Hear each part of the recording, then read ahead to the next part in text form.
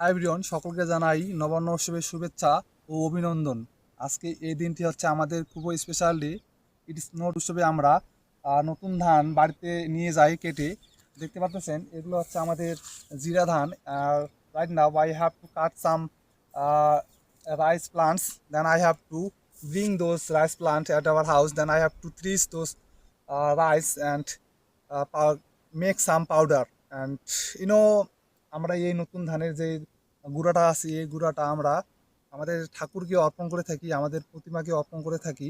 কারণ নতুন ধান আমরা যখন নিয়ে যাই আমরা মনে করি নতুন ধান হচ্ছে আমাদের মা লক্ষ্মী, এই মা লক্ষ্মীকে বাড়িতে নিয়ে গেলে আমাদের ধন সম্পদ ঠিক থাকবে।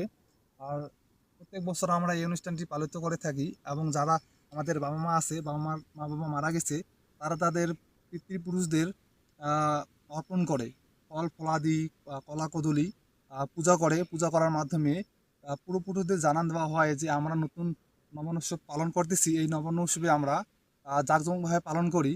And this is really amazing day and it's really morning time and I am really happy to be here, and I'm happy that I am celebrating this day with my family, and all of our villager will do it, and they will celebrate this day very especially. So I hope you will enjoy this video, and কি কি করি এই ভিডিওতে দেখতে পারবেন। আর আপনাদের সকলকে জানাই শুভেচ্ছা ও অভিনন্দন।